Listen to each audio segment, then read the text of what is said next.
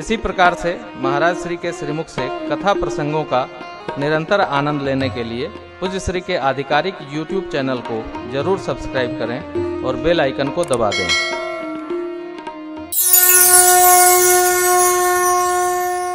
कोल भी लोग भगवान के सन्मुख आते हैं, चरणों में वंदन करते हैं और भगवान को निर्भय कहते हैं। ठाकुर आप एकदम निर्भयता पूर्वक निश्चिंत होकर यहाँ रहिए, कोई क्लेश नहीं होगा।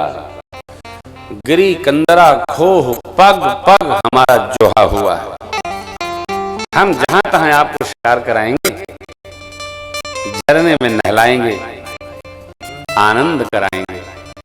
संकोच त्यागी हम सेवक परिवार समेत नाथन सकुच बयाय। सब परिवार आपके सेवक हैं, संकोच न करिएगा। भगवान रोम रोम प्रतिवेद कहे, वेद वचन मुनि मन अगम, हे प्रभु करुणा वचन किरातन के सुनत, जिम पितो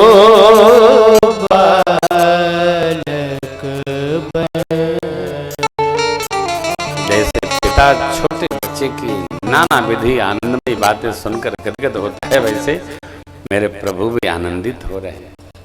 क्यों? भगवान को आप वस्तु से, सामान से, श्रृंगार से प्रसन्न नहीं कर सकते। केवल राम परमात्मा ऐसे हैं जो केवल प्रेम से प्रसन्न होते हैं। बाबा ने कहा, राम ही केवल प्रेम प्यारा, जाने ले वो जो जान निहारा।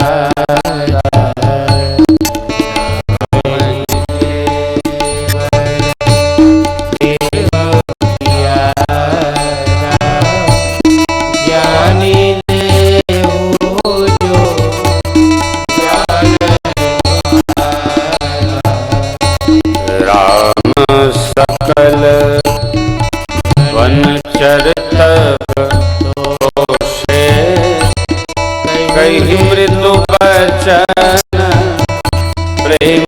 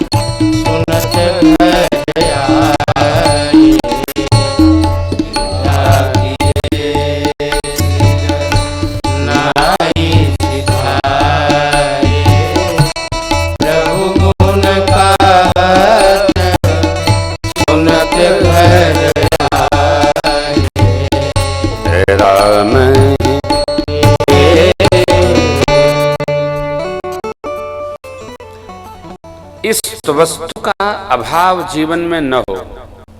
किसका? प्रेम का। क्योंकि भगवान को प्रेम से ही प्रेम है।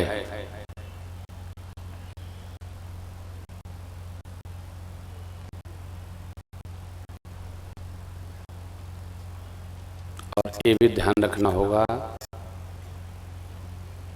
प्रेम का निर्वाह वही कर सकता है जिसको त्याग आता है। लोभ ही प्रेम का निर्वाह नहीं कर सकता है, क्योंकि लोभ का समापन बिना मरे होता ही नहीं है। अब वो छूटेगा नहीं।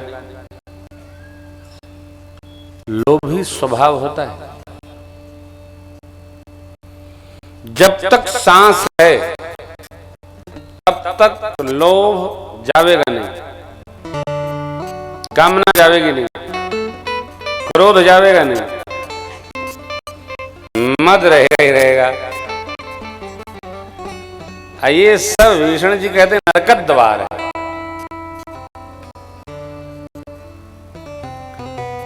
प्रेम प्राप्त हो इसके लिए त्याग अनिवार्य है। तीसरी बार कह रहा हूं,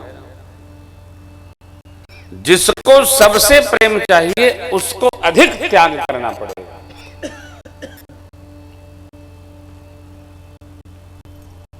भगवान ने अयोध्या की राज सत्ता का त्याग कर दिया। पूरी दुनिया नहीं, पूरा ब्रह्मांड नहीं, अरे युग युग राम जी को प्रेम करता है, क्योंकि राम जी ने राज का त्याग कर दिया, इसलिए सब प्रेम करते हैं। ऐसे कोई नहीं करता हो।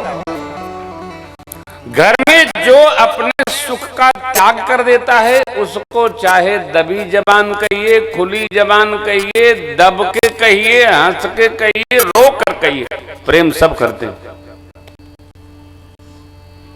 जो सबके लिए त्याग करके सबको सुख प्रदान करता है उसको प्रेम सब करते हैं, चाहे ऐसे करें चाहे वैसे करें, चाहे डर के मारे करें या प्रेम बस करें, करते सब हैं। जिसको भी प्रेम चाहिए उसको तपना होगा, त्याग करना होगा। प्रभु का प्रेम कैसे मिलता है? विद्यार्थी जब तपता है, विद्या से प्रेम करता है तो उसको विद्या की प्राप्ति होती है। निद्रा त्यागेगा, विद्या प्राप्त हो। व्यापारी सब कुछ छोड़कर व्यापार में तपता है तो उसको लक्ष्मी प्रेम करने लगती है। साधक साधना करके तपता है तो करुणा निधान परमात्मा उसको प्रेम करने लगता है। कौन करेगा? बिना त्याग के तप के प्रेम दृढ़ नहीं होता। मां अंक में संतान आने पर मां युद्ध स्थिति में रहती है। इसलिए संतान जब बाहर आती है तो बाप को बाद में प्रेम करती है, मां को अधिक प्रेम करती है, क्योंकि उसका तप ऐसा है, उसका जीवन ऐसा है। सबकी गोद में बच्चा बच्ची रोते रहते हैं, जरा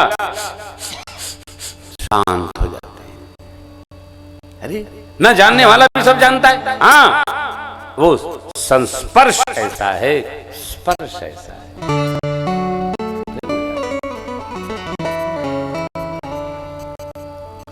तो हम आप कथा सुन रहे हैं, गा रहे हैं, ये अपेक्षा कदापि न करिएगा हमारे भाई को प्रेम करना चाहिए, हमारे पिताजी को करना चाहिए, उनको नहीं करना चाहिए। जो श्रोता वक्ता हैं इनको ही त्याग करना चाहिए। क्यों? क्योंकि हम आप जानते हैं कि त्याग करने से ही प्रेम की प्राप्ति होती है। पूरा माथा छिलवा के त्रिपुंड लगाए, ऊर्ध्वपुंड लगाए लोग जब भाई भाई से झगड़ा करते हैं ना, तो मुझे देखकर इन पर दया आती है। हाँ, क्यों आती है? इस सारा प्रवचन झूठ। जब तुम्हारे जीवन में ये प्रवचन उतर नहीं पा रहा है तो क्यों अपने को ठगते हो भाई, दूसरे को भी ठगते हो? इसका अर्थ क्या हुआ? त्याग उसको करना जिसको ज्ञान है कि त्याग करना ही भगवान ने हमको सिखाया। हमको त्याग करना, हम इनसे क्यों अपेक्षा करें? हम बड़े भाई हैं तो हमारा कर्तव्य है इनके प्रति हम त्याग भावना रखें।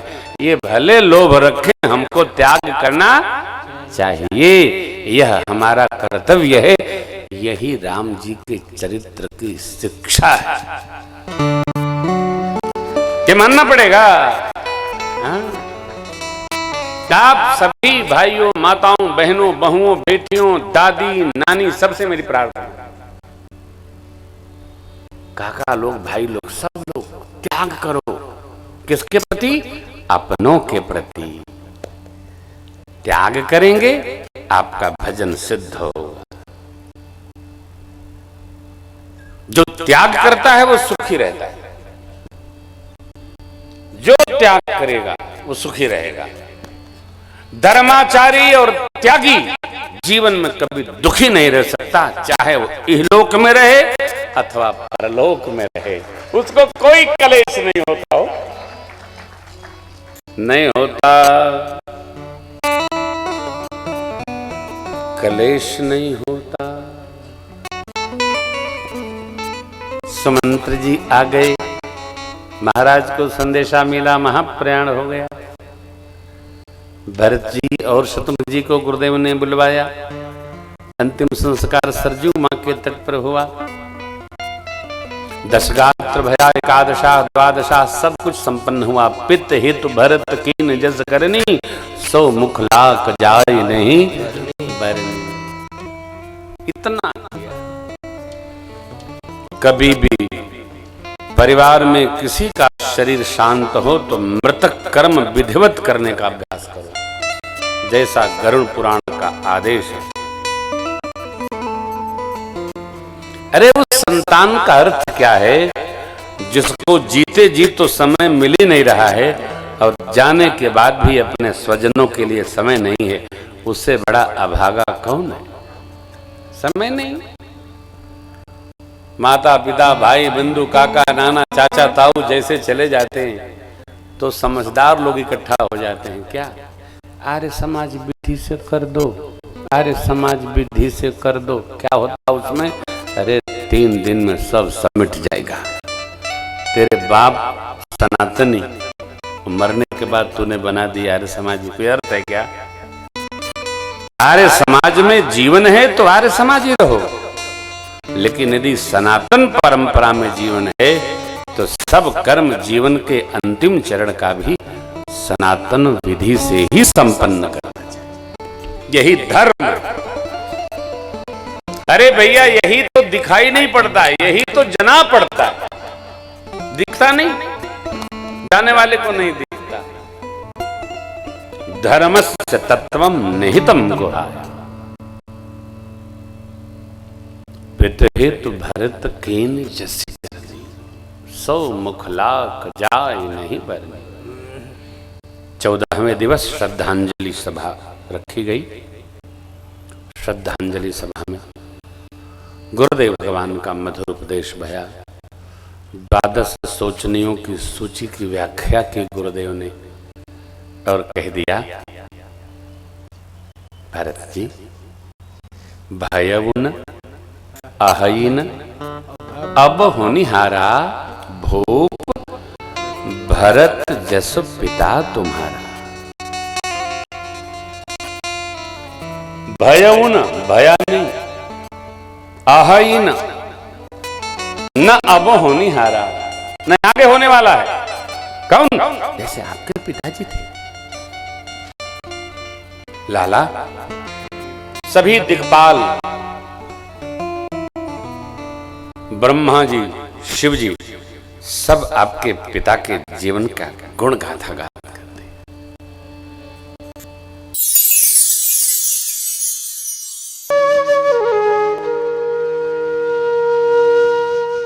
इसी तरह सुनते रहिए। चैनल को सब्सक्राइब करिए, बेल आइकन को दबा दीजिए और पुण्य अर्जन के लिए अपनों में शेयर करिए।